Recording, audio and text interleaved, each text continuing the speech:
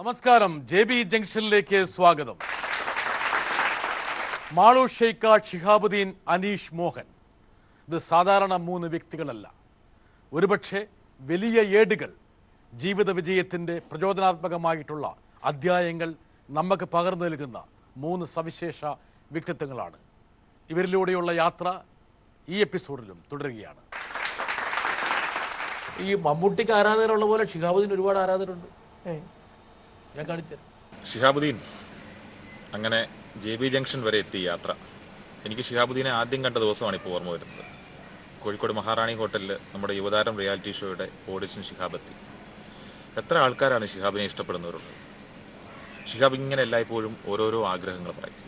വെറുതെ പറയല്ല, ഷിഹാബ് ഇങ്ങനെ പറഞ്ഞിടത്തൊക്കെ എത്തിയിട്ടുണ്ട്. വരുന്ന ജഡ്ജസിനെയൊക്കെ വല്ലാതെ ഷിഹാബുദ്ദീനിലേക്ക് അടുപ്പിക്കുന്നുണ്ട്. ഷിഹാബ് ഇങ്ങനെ ഓരോരുത്തരോട് ഓരോന്ന് പറയാറുണ്ട്. എന്നോട് എന്തൊക്കെ കാര്യങ്ങളാണ് പറഞ്ഞ് സിനിമയിൽ അഭിനയിക്കണം എന്ന് വരെ പറഞ്ഞിട്ടുണ്ട്. ഈ പോക്കാണെങ്കിൽ ഷിഹാബ് ഉടനെ തന്നെ സിനിമയിൽ അഭിനയിക്കുമെന്നാണ് ഞാൻ വിചാരിക്കുന്നത്. ഷിഹാബ് ഡാൻസ് ചെയ്തു. അടുത്തുള്ളവരെല്ലാം വിസ്മയിപ്പിച്ചുകൊണ്ടായിരുന്നു ഷിഹാബിൻ്റെ പ്രകടനം. ഇനി പെട്ടെന്ന് ഷിഹാബിന് തോന്നുന്നൊരാഗ്രഹമുണ്ട്. അതോടൊപ്പം ഷിഹാബിൻ്റെ ഒരു ചെറിയ കള്ളത്തരം ഞാൻ കണ്ടുപിടിച്ചിട്ടുണ്ട്. അത് ഞാൻ പറയണോ അതോ ഷിഹാബ് പറയുന്നുണ്ടോ? ചുമ്മാതാട്ടോ. ഇത് അഭിയേട്ടനെ ഞാൻ ആദ്യമായിട്ട് ചാനലിലേക്ക് വരുന്ന അഭിയേട്ടൻ്റെ ഷോയിലൂടെ ആയിരുന്നു. അപ്പോൾ അന്ന് ഡാൻസ് കളിക്കാനൊക്കെ എന്നെ കൊണ്ട് പറ്റുമെന്ന് തോന്നിപ്പിച്ച അഭിയേട്ടനായിരുന്നു. കാരണം ആ ഷോയിൽ മുന്നോട്ട് പോകണമെങ്കിൽ ഡാൻസ് കളിക്കുന്നത് നിർബന്ധം. അപ്പോൾ അറ്റ്ലീസ്റ്റ് ഡാൻസ് കളിക്കുമ്പോൾ കാണുന്നവർക്ക് ഡാൻസ് ആണെന്ന് മനസ്സിലാണെങ്കിൽ നമുക്ക് ഒരു കയ്യോ ഒരു കാലെങ്കിലും നമുക്ക് വേണം. അങ്ങനെയാണ് നമ്മൾ ഇത്രയും വിചാരിച്ചിരുന്നത്. പക്ഷേ എൻ്റെ ഏറ്റവും വലിയ സന്തോഷം എന്ന് പറഞ്ഞാൽ അഭിയേട്ടൻ്റെ ആ ഷോയിൽ ഞാനായിരുന്നു വിജയി. ഒക്കെ നോർമൽ ആളുകളോടായിരുന്നു ഞാൻ കോമ്പറ്റീറ്റ് ചെയ്തിട്ടുണ്ടായിരുന്നത്. ഏകദേശം 1 year ഉണ്ടായിരുന്നു ഷോ. അപ്പോൾ അതിൽ വിൻ ചെയ്യാൻ പറ്റി. പിന്നെ ഇത് എനിക്ക് മനസ്സിലായിട്ടില്ല. ആണോ സിനിമയുടെ സിനിമയിൽ ആര് നായികയായിട്ട് വരുന്നതാണ് ഷിഹാബുദ്ദീൻ്റെ ആഗ്രഹം? അത് സ്റ്റോറി എഴുതി കഴിഞ്ഞിട്ട് നമ്മൾ ഡിസ്കസ് ചെയ്തിട്ട് കാസ്റ്റ് ചെയ്യാന്ന് വിചാരിച്ചിട്ടിരിക്കുകയായിരുന്നു. സൂത്രക്കാരൻ ഉദ്ദേശിച്ചാൽ നേരിട്ട് ചോദിക്കുമല്ലോ. ഇപ്പൊ 5-6 പേര് പറഞ്ഞു നോക്കാം. ഷിഹാബുദ്ദീന് ഏറ്റവും ഇഷ്ടമുള്ള നടിയാണ് മലയാളത്തിലാ? ഓ ശരി, മലയാളമൊന്നും വേണ്ട. ഇപ്പൊ ബോളിവുഡിലും ഹോളിവുഡിലേക്ക് എത്തി. ഷിഹാബുദ്ദീന്റെ മനസ്സിലൊരു ചെറിയ സംഭവം ഉണ്ടെന്ന് എന്തോ പറഞ്ഞപ്പം എന്തോ ഒരു പറഞ്ഞല്ലോ, എന്തോ ഒരു കള്ളത്തരാണെങ്കിലേ അങ്ങനെ പറയാം. അല്ല, ഞാനിത് പ്രതീക്ഷിച്ചിട്ടുണ്ടായിരുന്നു. അല്ല, ഒക്കെ കൊള്ളാവുന്ന ദിവസമായിരിക്കും എനിക്കറിയായിരുന്നു. പക്ഷെ അങ്ങനെയല്ല കേട്ടോ, ഇത് എനിക്ക് കറക്റ്റ് ചെയ്യണം. കാര്യം പറയാം. ആണോ? ഇത് എനിക്ക് ഒരുപാട് ഫ്രണ്ട്സ് ഉണ്ടായിരുന്നു. ഡിഗ്രി പഠിക്കുന്ന സമയത്തൊക്കെ ഒരുപാട് കൂട്ടുകാരുണ്ടായിരുന്നു. അല്ല, കൂട്ടുകാരികൾ ഉണ്ടായിരുന്നു. അല്ല, അതല്ല കേൾക്കേണ്ടത്. കൂട്ടുകാരികൾ ഉണ്ടായിരുന്നു. അപ്പോൾ അവർ ഭയങ്കര കോൺഷ്യസ് ആണ്. ഇങ്ങനെ ഹെൽത്തിനെ കുറിച്ചും അങ്ങനെ ഭയങ്കര കോൺഷ്യസ് ആണ്. അപ്പോൾ ഞാൻ ഷോയിൽ ഷൂട്ടിനൊക്കെ പോകുന്ന സമയത്തേ അവരിങ്ങനെ വിളിച്ചുകൊണ്ടിരിക്കും, നല്ല ഹെവി ആയിട്ടുള്ള സ്റ്റെപ്പ് ഒന്നും ചെയ്യരുത്, റിസ്ക് ഒന്നും എടുക്കരുത്, പിന്നെ ഭക്ഷണമൊക്കെ കറക്റ്റ് സമയത്ത് കഴിക്കണം എന്നൊക്കെ പറയുന്ന കുറേ ഫ്രണ്ട്സ് ഉണ്ടായിരുന്നു. അപ്പോൾ അവരിങ്ങനെ വിളിച്ചു കണ്ടുപിടിച്ചല്ല. ഞങ്ങൾ ഫോൺ വിളിക്കുമ്പോൾ ആ കുഴപ്പമില്ല, ഞാൻ ശ്രദ്ധിച്ചോളൂ എന്നൊക്കെ പറയുമ്പോൾ ആരോടാ ഷിഹാബി ഇങ്ങനെ പറയുന്നത് ചോദിക്കുമ്പോൾ ഉമ്മിപ്പി ഏതായാലും കൂടെ ഉണ്ടല്ലോ, പിന്നെ ഇത് ആരോടാ പറയുന്നതെന്ന് അറിയാൻ ഒരു ആഗ്രഹം ഉണ്ടായിരുന്നു. അപ്പം ഞാൻ ഫ്രണ്ട്സിനോടൊന്ന് പറഞ്ഞപ്പോൾ ആ ഫ്രണ്ട്സിനെ എന്നുള്ളത് ചുരുക്കിയിട്ട് ഒരാളിൽ ഫോക്കസ് ചെയ്തിട്ട് ഒരു സ്റ്റോറി ഉണ്ടാക്കാൻ ശ്രമിച്ചതാണ് അഭിയേട്ടന്. സംഭവം അങ്ങനെയില്ല. അല്ല, നല്ല ഫ്രണ്ട്സ് ഉണ്ടായിരുന്നു, നന്ന ഭക്ഷണം വാരിത്തിരുന്നു, നന്നായിട്ട് കെയർ ചെയ്യുന്നു, നല്ല ഫ്രണ്ട്സ് ഉണ്ടായിരുന്നു. അതാ ഈ അഭിയേട്ടൻ പറഞ്ഞ ആ ഫ്രണ്ടിലേക്ക് നമ്മൾ എത്തിയോ? അല്ല, അവരൊക്കെ ഇപ്പോഴും ഫ്രണ്ടായിട്ട് തന്നെ ഉണ്ട്. സുഖമായിട്ട് എല്ലാവരും നന്നായിട്ട് അവരിനിയും ജീവിതത്തിലുണ്ടാവും. എല്ലാവരും ഫ്രണ്ട്സ് ആയിട്ട് തന്നെ ജീവിതത്തിലുണ്ടാവും. നല്ല രാഷ്ട്രീയ മെയ്വഴക്കമുള്ള ആളാണ് കേട്ടാ. എന്തുകൊണ്ട് രാഷ്ട്രീയത്തിലൊക്കെ ഒന്ന് കൈവച്ചൂടാ? ശ്രദ്ധിക്കുന്നുണ്ട്, സംസാരിക്കും. എനിക്ക് പേടിയുണ്ട്. എന്തിനാ പേടിക്കണേ? അല്ല, ഇപ്പൊ ഞാൻ നെഞ്ചിലൊന്ന് കൈപിടിച്ച് നോക്കിയാൽ എനിക്ക് കാര്യം പിടികിട്ടും. ചെയ്യട്ടെ. ഞാൻ പുറത്തെ പേര് പറയും. ഞാൻ പേരൊക്കെ പറഞ്ഞു പോവും, പിന്നെ പ്രശ്നമാവും. സത്യം പറ, ചെയ്തോട്ടെ. എത്ര ആരാധകന്മാരുണ്ട് ഇപ്പം? ഫ്രണ്ട്സ് ആണോ? അല്ല, അടുത്ത ക്വസ്റ്റ്യൻ മകളോട് ചോദിക്കണം. അടുത്ത ക്വസ്റ്റ്യൻ അനീഷോട് ചോദിക്കാം. ഞാൻ ചോദിക്കുന്നില്ല. ഹായ്, അനീഷ് മോഹൻ. എനിക്ക് 2 ചോദ്യങ്ങളാണ് ചോദിക്കാനുള്ളത്. ഒന്ന്, മോട്ടിവേഷണൽ ട്രെയിനർ എന്ന രീതിയിൽ കേരളത്തിൽ വളരെ പ്രശസ്തനാണ്. കുട്ടികൾക്ക് വേണ്ടിയിട്ട് വളരെ രസകരമായ രീതിയിൽ ഒരുപാട് മോട്ടിവേഷൻ ക്ലാസ്സുകൾ എടുക്കും. അതിലേറ്റവും പ്രധാനപ്പെട്ട ഒരു ടോപ്പിക്കാണ് പ്രണയവുമായിട്ട് ബന്ധപ്പെട്ടത്.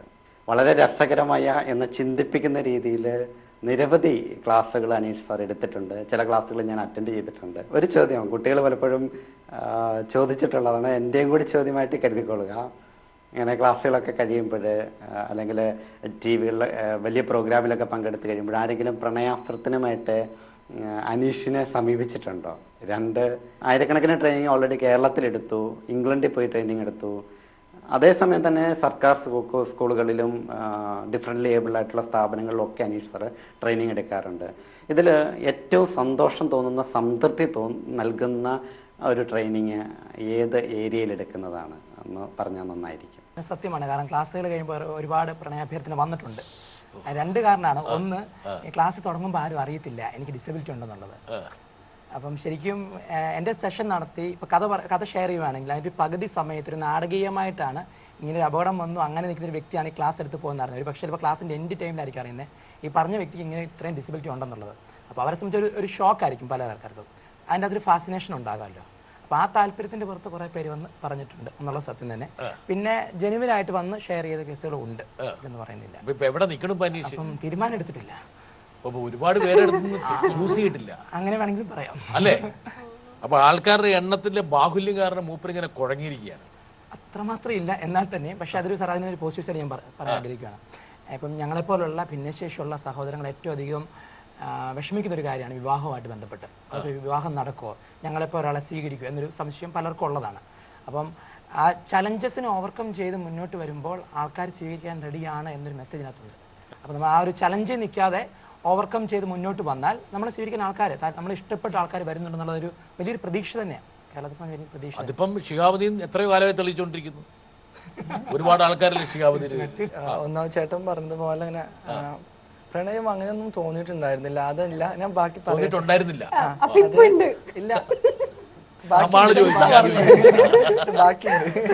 ഷിഹാബുദ്ദീന്റെ ഒക്കെ ഫാമിലി എന്ന് പറഞ്ഞാല് നിർധനരായിട്ടുള്ള വലിയ വിദ്യാഭ്യാസമില്ലാത്ത, പക്ഷെ അവർ കാണിക്കുന്ന ഒരു മനസ്ഥൈര്യവും ഒരു ഇതുണ്ടല്ലോ, അതൊരു പക്ഷെ വളരെ എഡ്യൂക്കേറ്റഡ് ആയിട്ടുള്ള കുടുംബങ്ങളിൽ പോലും കാണാൻ പറ്റാത്തതാണ്. സത്യമാണ് അല്ലേ? ഷിഹാബുദ്ദീന്റെ ജീവിതത്തിലെ ഏറ്റവും വലിയ അസറ്റ് എന്ന് പറയുന്നത് ബാപ്പയും ഉമ്മയൊക്കെ അല്ലേ? ഞാൻ ജനിച്ച ഫാമിലിയും ഞാൻ ജനിച്ച സമയവും പെർഫെക്റ്റ് ആയിരുന്നു. അതുകൊണ്ടാണ് ഇങ്ങനെ ജീവിക്കാൻ പറ്റിയത്. പക്ഷെ കുറേ മുമ്പ് അതല്ലെങ്കിൽ വേറൊരു ഫാമിലിയിലായിരുന്നെങ്കിൽ ഒരു പക്ഷേ ഇവിടെ നിന്ന് സംസാരിക്കാൻ പറ്റുന്ന ഒരു ചേഞ്ച് ലൈഫിൽ ഉണ്ടാവില്ലായിരുന്നു. അപ്പോൾ ദൈവം കൂടെ, കാരണം ഞാനെപ്പോഴും വിചാരിക്കുന്ന കാര്യം, ഞാനൊരു തെറ്റും ചെയ്യാതെയാണ് ഞാൻ ഇങ്ങനെ ജനിച്ചത്. കാരണം ജനിച്ചതിന് ശേഷം എന്തെങ്കിലും സംഭവിക്കുകയാണെങ്കിൽ എനിക്ക് സങ്കടം ഉണ്ടാവില്ല. ഞാൻ ഒന്നും ചെയ്യാതെ ഇങ്ങനെ ജനിക്കുമ്പോൾ ഞാൻ എപ്പോഴും വിചാരിക്കും അപ്പോൾ ദൈവത്തിൻ്റെ ഒരു ചെറിയൊരു ഡിഫറെൻ്റ് ആക്കാൻ വേണ്ടി ശ്രമമായിരുന്നു അത്. അപ്പോൾ അതുകൊണ്ട് ദൈവത്തിന് പ്രത്യേക സംരക്ഷണം നൽകേണ്ട ഒരു ഉത്തരവാദിത്വം കൂടി ഉണ്ടല്ലോ. കാരണം ഞാനൊന്നും ചെയ്തിട്ടില്ലല്ലോ, അതുകൊണ്ട് ഒരു സ്പെഷ്യൽ കെയർ മൂപ്പർക്ക് കൊടുക്കുക എന്നൊരു ചിന്ത ദൈവത്തിനുള്ളതുകൊണ്ട്. അതെ, ശരിക്കും ശരിക്കും അതെ. അതുകൊണ്ടാണ് ഞാനിപ്പോൾ എല്ലാവരും പലരും എന്നോട് പറയാറുണ്ട് PSC ടെസ്റ്റ് ഒക്കെ എഴുതിയിട്ട് ഒരു LD ക്ലർക്കൊക്കെ ആയിട്ട് ലൈഫ് ഒന്ന് സെക്യൂർ ആക്കേണ്ടതെന്ന് പറയാറുണ്ട്. പക്ഷേ ഞാൻ അങ്ങനെ അത് ചിന്തിച്ചിട്ടില്ല. ഞാൻ ഇപ്പോൾ PG കഴിഞ്ഞിട്ട് ഇനി എന്ത് ചെയ്യണമെന്നുള്ളത് ചിന്തിച്ചുകൊണ്ടിരിക്കുക. നേരത്തെ സിനിമ എന്ന് പറഞ്ഞ പോലെ ഓരോ ആഗ്രഹങ്ങൾ വന്നുകൊണ്ടിരിക്കും. അപ്പോൾ സെക്യൂരിറ്റിയെ കുറിച്ച് ഞാൻ ചിന്തിക്കാറില്ല. കാരണം അങ്ങനെ കഥ എഴുതി കഴിഞ്ഞോ? മനസ്സിൽ എഴുതിച്ചിട്ട് ഐഡിയ ഉണ്ടാക്കി വെച്ചു. മനസ്സിൽ കഥ എഴുതി കഴിഞ്ഞു, ഇനി അത് കടലാസിലേക്ക് പകർത്തിയാ. എങ്ങനെയാ പകർത്തത്? ഇങ്ങനെ പകർത്തും. നല്ല സ്പീഡിൽ എഴുതുമോ? ഞാൻ നോർമൽ ടൈമിൽ തന്നെ എക്സാം എഴുതി തീരും. അങ്ങനെ എങ്ങനെയാ ഷിഹാബുദ്ദീൻ വില പിടിച്ചത്? ഇങ്ങനെ പിടിച്ചിട്ടാണ് ചെയ്യുന്നത്. ഡ്രോയിങ് ചെയ്യുന്നതൊക്കെ ഇങ്ങനെ പിടിച്ചിട്ടായിരുന്നു. പിന്നെ ഒരു വെറൈറ്റി, പിന്നെ കൈകൊണ്ട് ചെയ്യുന്നത് എല്ലാവരും ചെയ്യുന്നതല്ലേ, അപ്പോൾ ഒരു വെറൈറ്റിക്ക് വേണ്ടിയിട്ട് വായിൽ വെച്ചിട്ട് ചെയ്യുന്നത്. നമ്മളിപ്പം ഡിഫറെൻ്റ് ആണ്. നമ്മൾ എല്ലാവരും ജീവിക്കുന്ന പോലെ ജീവിച്ച് തീർക്കാൻ പാടില്ലല്ലോ. എനിക്ക് ഒറ്റ ചാൻസേ ഉള്ളൂ. അത് മാക്സിമം ചെയ്തിട്ട് കുറേ പേരെ കൊണ്ട് ഇങ്ങനെ ഒരാൾ ജീവിച്ചിരുന്നു അല്ലെങ്കിൽ ഇങ്ങനെ ഒരാൾ ജീവിക്കുന്നുണ്ടെന്ന് പറയിപ്പിക്കണം എന്ന് വളരെ വാശിയാണ് എനിക്ക്. കാരണം നന്നായിട്ട് സ്ട്രഗിൾ ചെയ്തൊരു സമയം ഉണ്ടായിരുന്നു കുഞ്ഞിൽ. അപ്പോൾ അതിനെ ഓവർകം ചെയ്യണമെങ്കിൽ അങ്ങനെയൊക്കെ ചെയ്തിട്ട് സ്വയം ഒന്ന് സന്തോഷിക്കണം. കുറെ പേർക്ക് ഒരു പ്രചോദനമാവണം എന്നൊക്കെ ആഗ്രഹം ഉണ്ടായി. ഇപ്പം തന്നെ ഷിഹാബുദ്ദീൻ വലിയൊരു പ്രചോദനമാണ്, പ്രചോദനത്തിന്റെ എന്താ പറയാ വലിയൊരു പ്രതീകമാണ്. ഷിഹാബുദ്ദീൻ ഞാനിതാ ഒരു പ്ലെയിൻ പേപ്പർ ഇതാ സ്കെച്ച് തരട്ടെ. എന്താ വരയ്ക്കാൻ? എന്ത് വേണേ വരച്ചു. അല്ല സാർ, എന്താ വെച്ചാൽ ഞാൻ മമ്മൂക്കയുടെ ചിത്രം വരച്ചത് ഞാൻ വീട്ടിൽ നിന്നായിരുന്നു വരച്ചത്. കാരണം ലാപ്പിലൊക്കെ നോക്കിയിട്ട് ഒരുപാട് ടൈം എടുത്തിട്ടായിരുന്നു വരച്ചത്. അതുപോലെ മലയാളികൾക്ക് ഏറ്റവും സുപരിചിതനായിട്ടുള്ളൊരു മുഖമാണിത്. അതുകൊണ്ട് ഒരു ചെറിയ വരം മാറിപ്പോയി എല്ലാവരും കൂടി എന്നെ പൊങ്കാല ഇടും. ഞാൻ ഈ ഒരു സിറ്റുവേഷന് എൻ്റെ മനസ്സിൽ തോന്നുന്നൊരു ചിത്രം ജസ്റ്റ് ഒന്ന് വരയ്ക്കാം. ഞാൻ വരയ്ക്കുന്ന സമയത്ത് നമ്മുടെ ഇന്ത്യയുടെ നിക് വിജൂസെ. വരട്ടെ. അനീഷ് ഒരു അത്ഭുതമാണ്. കേരളമാകെ ട്രെയിനിങ് പ്രോഗ്രാമുകളിലൂടെ അലയടിച്ച് വരുന്ന ഒരു അത്ഭുതമായി അനീഷിനെ ഞാൻ കാണുകയാണ്. അനീഷിനോട് എനിക്ക് ചോദിക്കാനുള്ള ഒരു ചോദ്യം ഇതാണ്. അനീഷിന് ഒത്തിരി സ്ഥലങ്ങളിൽ നിന്ന് അനീഷിന് പ്രചോദനം കിട്ടിയിട്ടുണ്ട് വളരാൻ വേണ്ടി. കിട്ടിയിട്ടുള്ള നെഗറ്റീവിനെ ഒക്കെ മാറ്റി എത്രയോ സമൂഹത്തിൽ എത്രയോ ആൾക്കാർ അനീഷിനെ ഓരോ ദിവസവും മുന്നോട്ട് ഉയർത്തിവിടുന്നു. അനീഷിൻ്റെ ഭാവിയിൽ ഈ സമൂഹത്തിന് എന്താണ് അനീഷ് മോഹൻ തിരിച്ചു കൊടുക്കാനുള്ളത്? അതാണ് എൻ്റെ ചോദ്യം. അനീഷിൻ്റെ ഒരു ഗുരു കൂടിയാണോ? എൻ്റെ ഗുരുവാണ്, ഗുരുനാഥനാണ്. എൻ്റെ ജീവിതത്തിൻ്റെ ടേണിംഗ് പോയിന്റ് മാത്യു കണമല സാറിനെ പരിചയപ്പെട്ട ശേഷമാണ്. അതിനുശേഷം ആക്സിന് ശേഷം ഞാൻ പുതിയ കോഴ്സ് പഠിക്കുന്നത് മാത്യു സാറ് നടത്തുന്ന MG യൂണിവേഴ്സിറ്റിയുടെ കൗൺസിലിംഗ് കോഴ്സാണ്. ഇത് ബ്രേക്ക് പോയിന്റ് എന്നെ ജീവിതത്തിലേക്ക് മാറ്റിമറിച്ചത് മാത്യു സാറാണ്. അതിനുശേഷം ഞാൻ ഓർഗനൈസേഷൻ്റെ ഭാഗമായി മാത്യു സാറ് ഡയറക്ടറായിട്ടുള്ള ഇപ്കായ് എന്ന് പറഞ്ഞ ഓർഗനൈസേഷൻ്റെ ഭാഗമായി അങ്ങനെയാണ് ക്ലാസ് എടുത്ത് കൊണ്ടുപോകുന്നത്. അപ്പം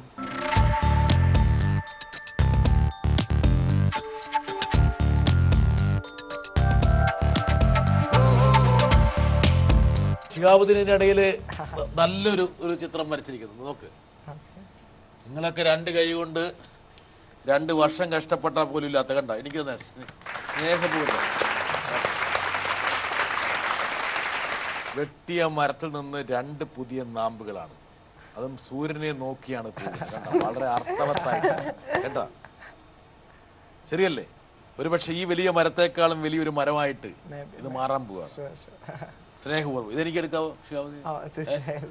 ഇതൊക്കെ ഞാനെടുത്ത് സൂക്ഷിച്ചു വെക്കും കേട്ടോ. ഇനി ഷിഹാബുദ്ദീൻ വലിയ ആളാകുമ്പോൾ ഞാൻ പറയും ഇത് ഷിഹാബുദ്ദീൻ എനിക്ക് അന്ന് തന്നതാണ് എന്ന് ഞാൻ പറയും. മാളു ഇങ്ങനെ ഡ്രൈവിംഗ് നടത്തിയൊക്കെ പോകുമ്പോഴൊക്കെ ആൾക്കാർ ഇന്നത്തെ സാഹചര്യത്തിലൊക്കെ നമ്മുടെ വീട്ടിൽ നിന്നൊരു പെൺകുട്ടി പുറത്തേക്ക് ഇറങ്ങുമ്പോൾ മോളെ സൂക്ഷിക്കണം, അല്ലെങ്കിൽ അച്ഛൻ കൂടെ വരും, അമ്മ കൂടെ വരും, പലരും കൂടെ വരും.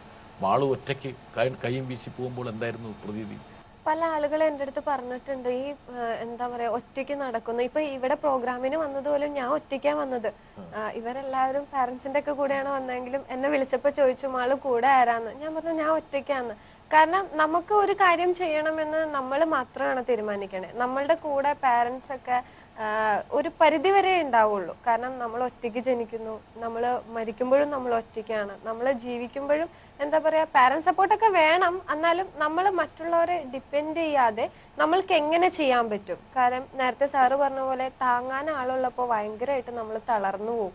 പക്ഷെ എനിക്ക് അങ്ങനെ താങ്ങാൻ ഏതെങ്കിലും ഘട്ടത്തില് കൂടെ ആൾക്കാർ വേണം. അതായത് ഒറ്റയ്ക്ക് പോകുമ്പോൾ പല രൂപത്തിലുള്ള ശല്യങ്ങൾ ഉണ്ടാവൂലേ? ആൾക്കാരെ ശല്യപ്പെടുത്താൻ വന്നിട്ടില്ലേ? വന്നിട്ടൊക്കെ ഉണ്ട്. എങ്ങനെ കൈമാറി? ഇല്ല ഇല്ല ഇല്ല, ഞാൻ എന്താ പറയാ സമൂഹത്തിൽ പല പ്രശ്നങ്ങളും നടക്കും. അപ്പൊ ഞാൻ വിചാരിച്ചു നമുക്ക് ദൈവം 2 ചെവി തന്നിട്ടുണ്ട്. ആവശ്യമുള്ളതിനെ മാത്രം നമ്മൾ അവിടെ സ്റ്റോർ ചെയ്യുക, ആവശ്യമില്ലാത്തതൊക്കെ നമ്മൾ സ്റ്റോർ ചെയ്ത് കഴിയുമ്പോൾ ആവശ്യമുള്ള കാര്യങ്ങൾ സ്റ്റോർ ചെയ്യാനുള്ള സ്പേസ് ഉണ്ടാവില്ല നമ്മുടെ. അപ്പൊ അതുകൊണ്ട് പല ആളുകളും പല രീതിയിലും പറഞ്ഞിട്ടുണ്ട്. ഞാൻ അതൊന്നും മൈൻഡ് ചെയ്യില്ല. ശല്യം ചെയ്യാന്ന് പറഞ്ഞാല് ഒരു ബിനാനിപുരം ഇല്ല ഇല്ല ഇല്ല, നമ്മുടെ ആത്മവിശ്വാസമാണ്. എനിക്കൊന്നും പറ്റില്ല, എന്റെ കൂടെ ദൈവം ഉണ്ടെന്നുള്ളത്. പിന്നെ റോട്ടിലെ കൂടെ പോകുമ്പോ ചില പയ്യന്മാരൊക്കെ വന്ന് ഇങ്ങനെ വണ്ടിക്കൊക്കെ വട്ടമൊക്കെ വെച്ചിട്ടുണ്ട്. അപ്പോ ബിനാനിപുരത്ത് ഒരു പോലീസ് സ്റ്റേഷനിലെ സ്റ്റെപ്റ്റോ ജോൺ എന്ന് പറഞ്ഞിട്ട് സാറുണ്ട്. അപ്പൊ ഞാൻ അവിടെ പോയി ഇങ്ങനെ പറയും. പോലീസ് സ്റ്റേഷനുകളിലൊക്കെ പല പ്രാവശ്യം പോയിട്ടുണ്ട്. അപ്പൊ ആളുകൾ പോലീസ് സ്റ്റേഷനിൽ പോകുമ്പോ പറയണത് ഒരു പെൺകുട്ടി. മാളുവിനെ ആദ്യമായിട്ട് പരിചയപ്പെടുന്നത് ബിനാനിപുരം പോലീസ് സ്റ്റേഷനിൽ വന്നതിന് ശേഷം അവരുടെ കടയിലുണ്ടായ അവരുടെ ഒരു ഹിന്ദിക്കാരനായിട്ടുള്ള എന്തോ ഒരു അവരുടെ നെയ്ബേഴ്സുമായിട്ടുള്ള ഒരു തർക്കത്തിനെ തുടർന്നുള്ള ഒരു പ്രോബ്ലമായിട്ട് ബന്ധപ്പെട്ടാണ് ഇവിടെ വരുന്നത്. അപ്പോൾ വന്നപ്പോൾ തന്നെ അവരോട് സംസാരിച്ചപ്പോൾ ഭാഷകൾ ഹിന്ദി, കൊങ്കിണി അതുപോലുള്ള ഭാഷകൾ വളരെ ഇതായിട്ട് കൈകാര്യം ചെയ്യുന്നത് കണ്ടപ്പോഴാണ് ഞാൻ ശ്രദ്ധിച്ചത്. മാളിനോട് പേഴ്സണലായിട്ട് പറയാനുള്ള ഒരു കാര്യം, ഇപ്പോൾ ഒരുപാട് ആൾക്കാരറിഞ്ഞു, ഒരുപാട് അവസരങ്ങളുണ്ട്. അപ്പോൾ ഈ അവസരങ്ങളൊക്കെ മതിമറന്ന് പോകാതെ എന്താണ് എയിം, നമ്മുടെ ഇപ്പം IAS ആവണമെന്നാണ്. അപ്പം വളരെ പർവ്വതത്തോളം മോഹിച്ചാൽ കുന്നോളം കിട്ടും. അപ്പം നന്നായി പഠിക്കുക, കിട്ടുന്ന അവസരം ഉപയോഗിച്ചിട്ട് മാക്സിമം സമയം കണ്ടെത്തി പഠിച്ച് ലക്ഷ്യത്തിലെത്താൻ ശ്രമിക്കുക. പിന്നെ ഇപ്പോൾ ഉള്ള ഈ ആഹ്ലാദങ്ങൾ മതിമറന്ന് പോകാതെ പഠിച്ച് നല്ല നിലയിലാകാൻ നോക്കുക. അത്ര മാത്രമേ പറയാനുള്ളൂ. ഈ പോലീസ് ഉദ്യോഗസ്ഥരാണ് താങ്കളെ സാറ് നമ്പറൊക്കെ തന്നിട്ടുണ്ട്. എന്തൊരു പ്രശ്നം ഉണ്ടെങ്കിലും എന്നെ വിളിച്ചോ എന്നൊക്കെ പറഞ്ഞു. സാറിന്റെ ഒരു സപ്പോർട്ടൊക്കെ ഉള്ളത് കൊണ്ടാണ് ഇന്നത്തെ നമുക്കറിയാൻ പറ്റും. ഇന്നത്തെ പൊതുസമൂഹത്തിൽ ഒരു പെൺകുട്ടി ഒറ്റയ്ക്ക് ജീവിക്കുക എന്ന് പറഞ്ഞാൽ അത്ര പോസിബിൾ ആയിട്ടുള്ള കാര്യമല്ല. എല്ലാവരും അതിനെ ഒരു ഓപ്പർച്യൂണിറ്റി ആയിട്ടാണ് കാണുന്നത്, റെസ്പോൺസിബിലിറ്റി ആയിട്ട് ആരും കാണുന്നില്ല. അപ്പോൾ സാറിൻ്റെ ഒരു സപ്പോർട്ട് ഉള്ളതുകൊണ്ട് എനിക്ക് വണ്ടി ഓടിച്ച് പോകുമ്പോഴായാലും ഇതുവരെ അങ്ങനെ പ്രശ്നങ്ങളൊന്നും ഉണ്ടായിട്ടില്ല. പിന്നെ സാറ് പറഞ്ഞൊരു കാര്യം, നന്നായിട്ട് പഠിക്കുക എന്നുള്ളത്, എൻ്റെ ലക്ഷ്യത്തിലെത്തുക എന്നുള്ളത്. പക്ഷെ ഞാൻ പഠിക്കുന്നുണ്ട്, പക്ഷെ എനിക്കിപ്പോൾ അഡ്മിഷന് പോകാനോ ഇല്ലെങ്കിൽ ഇനി ഹയർ സ്റ്റഡീസിന് പോകാനോ പറ്റാത്തൊരവസ്ഥയിലാണ് ഞാൻ നിൽക്കുന്നത്. അപ്പോൾ പല സപ്പോർട്ടുകളും വരുന്നുണ്ടെങ്കിലും ഈ സർട്ടിഫിക്കറ്റിൻ്റെ കാര്യത്തിൽ എനിക്ക് ഇതുവരെ എന്താ ചെയ്യേണ്ടതെന്ന് അറിയില്ല. പല വഴികളും നോക്കി ഓരോ സർട്ടിഫിക്കറ്റ് ഇപ്പം ഗ്രാജുവേഷൻ എനിക്ക് 3 നെയിം ഉണ്ട്. എനിക്ക് തന്നെ അറിയില്ല സത്യത്തിൽ എന്റെ നെയിം എന്താന്നുള്ളത്. സർട്ടിഫിക്കറ്റിൽ പല പേരുകളാണ്. അതായത് എന്റെ ബർത്ത് സർട്ടിഫിക്കറ്റിൽ എന്റെ നെയിം ഷക്കീല എന്നാണ് കിടക്കണേ. എന്റെ സ്കൂൾ സർട്ടിഫിക്കറ്റിൽ മാളു എസ് എന്നാണ് കിടക്കണേ. എന്റെ പാസ്പോർട്ടിൽ മാളു ഷെയ്ഖ എന്നാണ് കിടക്കണേ. സർട്ടിഫിക്കറ്റ് വൈസ് നോക്കുമ്പോൾ ബഷീറിന്റെയും ഫാത്തിമയുടെയും മകളായ ഷക്കീല 96 ജനിച്ചിരിക്കുന്ന ഒരു വ്യക്തിയായിട്ടാണ്. പക്ഷെ സ്കൂൾ സർട്ടിഫിക്കറ്റ് എടുത്ത് നോക്കുമ്പോൾ സുദർശന്റെയും സുധയുടെയും മകളായ മാളു എസ് 95 ജനിച്ചിരിക്കുന്ന ഒരു വ്യക്തിയായിട്ടാണ്.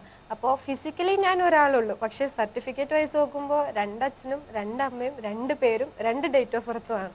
അപ്പോൾ വീട്ടുകാരുടെ അറിവില്ലായ്മ കൊണ്ടാണ്, ഞാൻ ഒരിക്കലും അവരെ കുറ്റം പറയില്ല, അവരുടെ സാഹചര്യങ്ങൾ കൊണ്ടൊക്കെ അങ്ങനെ ആയിപ്പോയി. പക്ഷെ ഇപ്പോൾ എനിക്ക് എന്താ പറയുക, ഹയർ സ്റ്റഡീസിന് ഞാൻ എത്ര ഉയരത്തിൽ പോയാലും എനിക്ക് ലാസ്റ്റ് വരുന്ന ഒരു ചോദ്യചിഹ്നമാണ്, ഒരു പേര് വരണം. അതിനൊരു വഴിയുണ്ടാവും. അതിന് വഴികൾ എന്ന് പറഞ്ഞാല് പല സ്ഥലത്തും ഗസറ്റില് ഒന്നും ചെയ്യാൻ പറ്റില്ല എന്നാണ് ഞാൻ അന്വേഷിച്ചപ്പോ പറഞ്ഞത്. പിന്നെ വിദ്യാഭ്യാസ മന്ത്രിക്ക് ഒരു നിവേദനം ഇപ്പോ കഴിഞ്ഞ ദിവസം അയച്ചിട്ടുണ്ട്. ഇനി എന്താണ് റിപ്ലൈ വരണേന്ന് അറിയില്ല. ഏതൊരു ഓഫീസിൽ ചെല്ലുമ്പോഴും ഇതാണ് പ്രശ്നം. പിന്നെ ഒരു പ്രശസ്തയായ സ്ഥിതിക്ക് ആൾക്കാര് പക്ഷെ പല ഭാഗത്തു നിന്നും പഠിപ്പിക്കാം, എല്ലാ സ്പോൺസറും വരുന്നുണ്ട്. പക്ഷെ ഈ സർട്ടിഫിക്കറ്റ് ഒന്ന് ശരിയായാൽ മാത്രമാണ് എനിക്ക് എന്തെങ്കിലും ചെയ്യാൻ പറ്റുള്ളൂ. അപ്പം നമ്മുടെ ഇവിടുത്തെ സബ് കളക്ടർ ദിവ്യ എസ് അയ്യർ, ആ ചേച്ചിയും പിന്നെ എസ് രാധാകൃഷ്ണൻ എന്ന് പറഞ്ഞിട്ട് ജേർണലിസ്റ്റ് ആയിരുന്നു സാറ്. സാറ് ഒക്കെ കൂടി ഇങ്ങനെ പേപ്പറൊക്കെ നോക്കി നിവേദനമൊക്കെ അയക്കാനൊക്കെ എനിക്ക് ശരിയാക്കി തന്നു. പല ഓഫീസുകളിലൊക്കെ നടന്നു. പക്ഷെ അതൊന്നും ശരിയാവണില്ല. അത് ശരിയായാൽ മാത്രമേ എനിക്ക് മുന്നോട്ടുള്ള പഠനത്തിന്, ഇപ്പോൾ ജൂണിൽ ഇനിയിപ്പോൾ ഡിഗ്രി കഴിഞ്ഞിട്ടുള്ളൂ, ഇനി PGക്ക് പോകണം. അപ്പോൾ ഇപ്പം ഞാൻ അത്താണി കോൺവെന്റ് ഹോസ്റ്റലിൽ ആണ് താമസിക്കുന്നത്.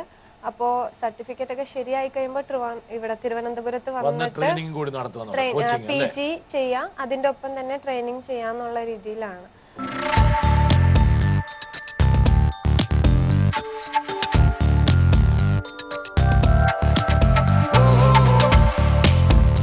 എല്ലാ പേരിലുള്ള ആളും ഒരാളാണെന്നുള്ള 1 and same സർട്ടിഫിക്കറ്റ് കിട്ടിയിട്ടുണ്ട്. അപ്പോൾ അത് വെച്ചിട്ട് എനിക്ക് ഇനിയിപ്പോൾ PGക്കും സിവിൽ സർവീസിംഗ് കോച്ചിങ്ങിനും പോകാൻ പറ്റുമെന്നുള്ള വിശ്വാസത്തിലാണ് ഇരിക്കണേ. വളരെ സന്തോഷമുണ്ട്. കൈരളി TVയുടെ ഈ ജ്വാല അവാർഡ് വന്നതിന് ശേഷമാണ് സമൂഹ മാധ്യമങ്ങളിലും ഫേസ്ബുക്കിലൊക്കെ ഈ വീഡിയോ ഒക്കെ ആളുകൾ കാണുകയും എല്ലാവരും തിരിച്ചറിഞ്ഞത്. വരുമാനം ഞാൻ ഡ്രൈവിംഗ് പഠിപ്പിക്കുന്നുണ്ട്. പിന്നെ ജീവിച്ചു പോവാ അത്യാവശ്യം. കാരണം എനിക്ക്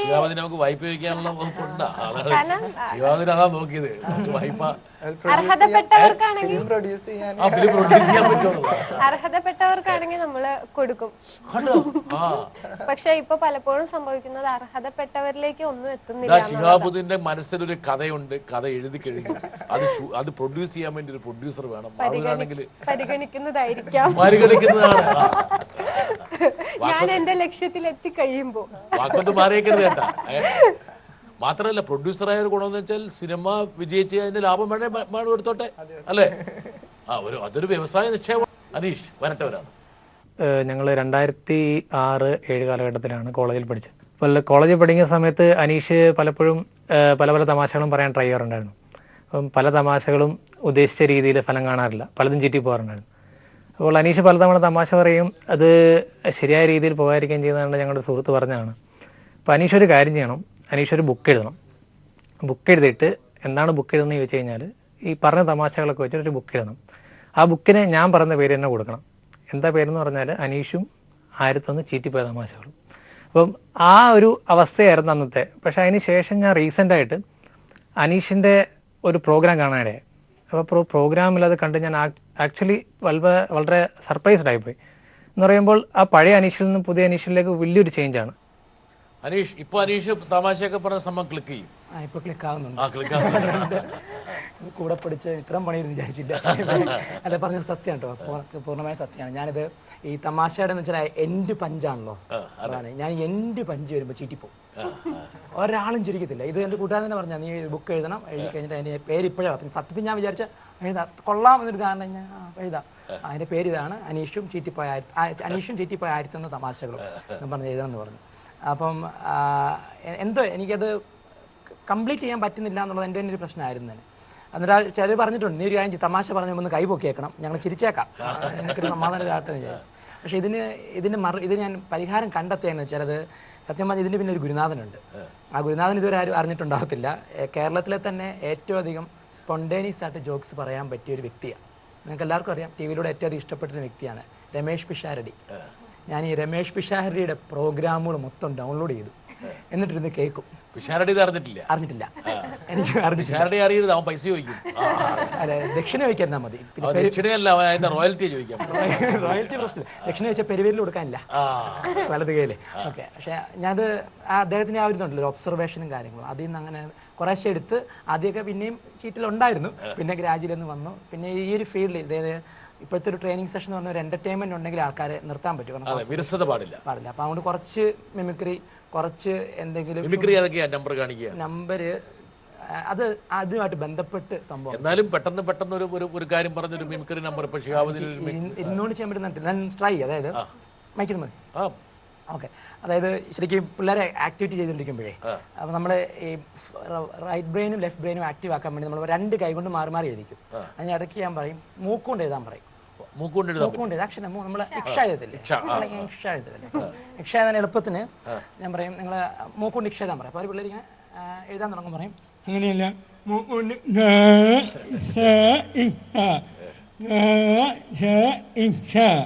ഇനി എനിക്ക്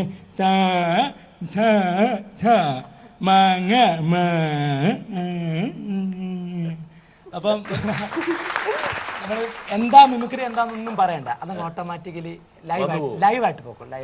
ഇപ്പം ഒരു കാര്യം പറയാം, ഇപ്പം നിങ്ങൾ ഇതിന് മേളിൽ നേടാൻ സാധിക്കുമെന്ന് പറയുമ്പോൾ നമ്മളിങ്ങനെ സാധാ പറഞ്ഞ ഡയലോഗിന് മാറ്റം ഇങ്ങനെ നിങ്ങൾ ചിന്തിക്കുവാണെങ്കിൽ അതൊക്കെ മേലെ ഈ സ്ഥാനത്തിട്ട് ഇടുമ്പം ആ ഇങ്ങനെ ഇരിക്കുന്ന പിള്ളേർ ചാടി കഴിഞ്ഞിട്ട് വരും. സോ നമുക്ക് അങ്ങനെ ആ ഒരു ഇതുമായിട്ട് ബന്ധപ്പെട്ട തമാശ ഏതൊക്കെ പറയാം അതെല്ലാം പറഞ്ഞ് ലൈവാക്കാം. ഷിഹാബുദ്ദീൻ ഒരു മോട്ടിവേഷണൽ സ്പീക്കറാണ്, ഒരുപാട് പേർക്ക് പ്രചോദനം കൊടുക്കുന്നുണ്ട്. വരട്ടെ ഒരാൾ. നമ്മൾ സ്കൂളിൽ തന്നെ പല പരിപാടികൾക്കും ഷിഹാബിനെ വിളിക്കാറുണ്ട്. ഷിഹാബ് ചിത്രം വരയിൽ വലിയ താല്പര്യമുള്ളത് കൊണ്ടാണ് ചിത്രം വരച്ചുകൊണ്ടാണ് ഷിഹാബ് ചില പരിപാടികൾ ഉദ്ഘാടനം ചെയ്യുന്നത്. അതിപ്പോൾ വിദ്യാരംഗത്തിൻ്റെ പരിപാടികളിലും മറ്റു പരിപാടികളൊക്കെ ഷിഹാബിനെ ഞാൻ ആ രീതിയിൽ ശ്രദ്ധിക്കാറുണ്ട്. ഷിഹാബ് ആ രീതിയിൽ നന്നായിട്ട് വരച്ച് കൊണ്ടാണ് ഉദ്ഘാടനം ചെയ്യുന്നത്. പിന്നീട് പല മേഖലയ്ക്ക് മാറിപ്പോയി. അപ്പോൾ അതൊക്കെ വാർത്തകളിൽ കൂടെ കാണുമ്പോഴുള്ള സന്തോഷമുണ്ട്. ഞാനിപ്പോൾ പിന്നെ ഷിഹാബിനോട് ചോദിക്കാൻ ആഗ്രഹിക്കുന്നത്, ഇതുപോലെ പരിമിതികളുള്ള ധാരാളം ആളുകൾ നമ്മുടെ സമൂഹത്തിലുണ്ട്, പരിമിതിയുള്ള ആളുകളും ഇല്ലാത്തവരൊക്കെ. അവരോടൊക്കെ ഷിഹാബിന് എന്താണ് പറയാനുള്ളത് എന്നാണ് എനിക്ക് അറിയാനുള്ളത്. ഷിഹാബുദ്ദീൻ്റെ മാഷാണോ? ഷിഹാബുദ്ദീൻ്റെ സംസാരത്തിൽ ഷിഹാബുദ്ദീൻ്റെ ജീവിതം മാത്രമാണോ, അതെയോ പരിസരമുണ്ടോ, മറ്റു കാര്യങ്ങളുണ്ടോ? റീസെൻ്റ് ആയിട്ടുള്ള ടോപ്പിക്ക് ഡിസ്കസ് ചെയ്ത് പോകും, പക്ഷേ അതിൽ ഞാൻ ഫോക്കസ് ചെയ്യുന്നത് എൻ്റെ ലൈഫ് സ്റ്റോറിയിലൂടെയാണ്. പക്ഷെ ആ ഒരു ഞാൻ ജനിച്ച മുതൽ ഇതുവരെയുള്ള സ്റ്റോറി പറയുമ്പോൾ അതിൻ്റെ ഇടയിലൂടെ റീസെൻ്റ് ആയിട്ടുള്ള കാര്യങ്ങളും സക്സസ് ആയിട്ടുള്ള ഒരുപാട് ആളുകളുടെ സ്റ്റോറീസും ഇങ്ങനെ കടന്നു വന്നുകൊണ്ടിരിക്കും. അവരുടെ ലൈഫും അവരെ കൊണ്ട് പറയിപ്പിക്കും. അവരെ പോലും അറിയാതെ അവരിങ്ങനെ ഓട്ടോമാറ്റിക് പറഞ്ഞുകൊണ്ടിരിക്കും അവരുടെ ലൈഫിനെ കുറിച്ചൊക്കെ. അപ്പോൾ അങ്ങനെ ഒരു 2.5 മണിക്കൂറാണ് ഇപ്പോൾ ഞാൻ എടുക്കാറുള്ളത്. അപ്പോൾ അത് എടുത്തു കഴിഞ്ഞാൽ ഒരു സെഷൻ 2.5 മണിക്കൂറാണ്. 2.5 മണിക്കൂർ. അതിൽ അനീഷിനെ പോലെ മിമിക്രി നമ്പറുകളൊക്കെ ഉണ്ട്? ഇല്ല, എനിക്ക് മിമിക്രി കാണിക്കാൻ അറിയാത്തതുകൊണ്ട്. അല്ല പിന്നെ ഉരുളക്കുപ്പേരി സ്കൂളിലാണ് പഠിച്ചത്. 8ാം ക്ലാസ് വരെ. 8ാം ക്ലാസ് ശേഷം പിന്നെ നോർമൽ സ്കൂളിൽ കുട്ടികളുടെ കൂടെ പഠിച്ചു. ഹായ് ഷിഹാബ്ക, ഞാനാണ്. നമ്മൾ ഒരു ദിവസം ഫുള്ള് കുറേ സ്വപ്നങ്ങളെക്കുറിച്ചും കുറേ പ്ലാനുകളെക്കുറിച്ചൊക്കെ സംസാരിച്ചത് ഓർമ്മയുണ്ടോയെന്ന് അറിയില്ല. അന്ന് എൻ്റെ ഉള്ളിലുണ്ടായ ഒരു ക്വസ്റ്റ്യനാണ്, ഒരു ഇൻ്റർനാഷണൽ ട്രെയിനർ ആവണം, വേൾഡ് ഓഫ് വിസ്ഡം വാവ് ഉണ്ടാക്കണം എന്നൊക്കെയാണ് ആളുടെ ഏറ്റവും വലിയ ഡ്രീം.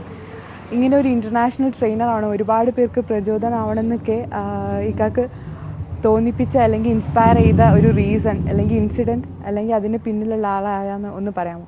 ഷിഹാബുദ്ദീൻ്റെ വളരെ വേണ്ടപ്പെട്ട ഒരു ഫാനാണ് അല്ലേ? ഷിഹാബുദ്ദീനെ ആരാധിക്കുന്ന ഒരു കുട്ടിയാണ്. അവരെ പരിചയപ്പെടുത്തില്ല, എല്ലാവരും കേട്ടിട്ട് കാണട്ടെ. അവരുടെ പേര് ഫാത്തിമ എന്നാണ്. ഇതിനെ കുറിച്ച് പ്രോഗ്രാമൊക്കെ കണ്ടിട്ട് അറിഞ്ഞിട്ടാണ് എന്നെ കോൺടാക്ട് ചെയ്യുന്നത്. എന്നെ കാണാൻ വേണ്ടി യൂണിവേഴ്സിറ്റിയിൽ വന്നു. അപ്പോൾ കുറച്ച് മലപ്പുറം ഇപ്പോൾ അവർ കോഴിക്കോടാണ് വർക്ക് ചെയ്തുകൊണ്ടിരിക്കുന്നത്. അവിടെ ഹോസ്പിറ്റലിൽ വർക്ക് ചെയ്തുകൊണ്ടിരിക്കുകയാണ്. ചെറുതായിരിക്കണം ഏച്ചി ചെറിയ. അപ്പോൾ അങ്ങനെ അറിഞ്ഞിട്ട് കാക്കാനെ കാണാൻ വേണ്ടിയിട്ടെന്നൊക്കെ പറഞ്ഞ് വന്ന് സംസാരിച്ചു. അപ്പോൾ എനിക്ക് സംസാരിച്ചപ്പോൾ എനിക്ക് മനസ്സിലായത് മൂപ്പർക്ക് ഏറ്റവും കൂടുതൽ താല്പര്യമുള്ള കാര്യം സ്പെഷ്യൽ നീഡ്സ് ആവശ്യമുള്ളവരുടെ കൂടെ, കുറച്ച് ഏജ്ഡ് ആയിട്ടുള്ള ആളുകളുടെ കൂടെ, അല്ലെങ്കിൽ ചെറിയ കുഞ്ഞുങ്ങളുടെ കൂടെ, അല്ലെങ്കിൽ ഡിസേബിൾഡ് ആയിട്ടുള്ള ആളുകളുടെ കൂടെ കൂടുതൽ സമയം സ്പെൻഡ് ചെയ്യുന്ന, അതാണ് ഏറ്റവും വലിയ ആഗ്രഹം എന്ന് പറയുന്നത്. അപ്പോൾ ഞാൻ അവരോട് തന്നെ പറയാറുണ്ടായിരുന്നു, ഇപ്പോഴത്തെ കാലഘട്ടത്തിൽ ഇങ്ങനത്തെ കുറച്ച് ആളുകൾ അത്യാവശ്യമാണ്. ഇങ്ങനത്തെ പെൺകുട്ടികൾക്കിടയിൽ ഇങ്ങനെ എല്ലാത്തിനും ഇറങ്ങാൻ തയ്യാറാവുന്ന, സഹായം ആവശ്യമുള്ളിടത്തേക്ക് എത്താൻ പറ്റുന്ന കുട്ടികൾ നമുക്ക് അധികം കാണാറില്ല. എല്ലാവരും അവരുടെ പഠിക്കൽ, അവരുടെ സെക്യൂരിറ്റി, അവരുടെ ജോബ്, അവരുടെ പ്രൊഫഷൻ, അവരുടെ വിവാഹം, അവരുടെ ഭാവി, അവരുടെ സുരക്ഷ മത്സരിച്ചുകൊണ്ടിരിക്കുകയാണ്. കമ്മിറ്റഡ് ആണ്. അപ്പൊ എനിക്ക് ഞാൻ ഈ ഒരു ലിസ്റ്റിനെ ഏത് കഴിവിലാണ് പിന്നെ ഫാത്തിമ ആകർഷയായത് അത് എനിക്കറിയില്ല. അത് ഫാത്തിമയോട് ചോദിക്കണം കേട്ടാ. ഗവൺമെന്റ് ടാസ്കിനോട് പറഞ്ഞിരിക്കുന്നത് നീ എന്തിനാണ് എന്നെ തേടി വന്നതെന്നുള്ള പറയണമെന്നുള്ളത്. പക്ഷെ ആ കുട്ടിയുടെ സന്മനസ്സിനെ നമ്മൾ വളരെയധികം ബഹുമാനിക്കണം. എന്താ കാരണം വെച്ചാൽ പിന്നെ ഷിഹാബുദ്ദീന്റെ ആ ഒരു കഴിവിനെ അംഗീകരിച്ചുകൊണ്ട് ഒരുപക്ഷെ ഇതൊക്കെയാണ് അവരും മോട്ടിവേറ്റ് ചെയ്യാണ്. ഇങ്ങനെയുള്ള ഒരുപാട് പേരുടെ ഈ പറഞ്ഞ ഈ പോസിറ്റീവ് വൈബാണ് ഒരുപക്ഷെ ഷിഹാബുദ്ദീനെ മുമ്പോട്ട് പോകാൻ വേണ്ടി സഹായിക്കും. എന്നെ പക്ഷേ ഞാൻ ഒരിക്കലും മുതുകാട് സാറ് പരിചയപ്പെട്ടിട്ടുണ്ടായിരുന്നു. മേജിക് അല്ല, അതും കൂടി പറയാം. മേജിക്ക് ഭയങ്കര ഇഷ്ടമാണ്. മേജിക്ക് പഠിക്കാൻ ഭയങ്കര ആഗ്രഹമുണ്ട്. മാജിക് ചെയ്യോ? ഇല്ല, ഞാൻ ആദ്യമായിട്ട് ചെയ്യാൻ ഉദ്ദേശിക്കുന്ന കാര്യം ഫസ്റ്റ് ചെയ്യുന്ന മേജിക്ക് ഫയർ എസ്കേപ്പ് ചെയ്യണമെന്നൊരു ആഗ്രഹം ഉള്ളതുകൊണ്ട് ഞാൻ പെയിന്റിങ്ങിൽ വെച്ചേക്കാണ്. ഒന്നെങ്കിൽ എസ്കേപ്പ് ആവും, അല്ലെങ്കിൽ തീരുമാനമാവും. രണ്ടിലൊന്നും തീരുമാനമാവും. ഒന്നിലോ ഫയറിനെ നമ്മൾ ശരിപ്പെടുത്തും, അല്ല ഫയർ നമ്മളെ ശരിപ്പെടുത്തും. ഇല്ല, ഫയറിനെ ശരിപ്പെടുത്തുന്ന എനിക്ക് കോൺഫിഡൻസ് ഉള്ളിടത്തോളം കാലം ഫയറിനെ എന്നെ ശരിപ്പെടുത്താൻ പറ്റൂല എന്നെനിക്ക് ഉറപ്പുണ്ട്. പിന്നെ അപ്പോൾ ആ മുതുകാട് സാറ് പറഞ്ഞ കാര്യം ഉണ്ടായിരുന്നു. നിക്കിനെ കുറിച്ചൊക്കെ എന്നോട് പറഞ്ഞ സമയത്ത് നിക്കിൻ്റെ ഫെസിലിറ്റീസിനെ കുറിച്ച് കാണിച്ചു തന്നു. അവിടെ ലൈഫ്, അവിടെ വീട്ടിലെ സൗകര്യങ്ങൾ.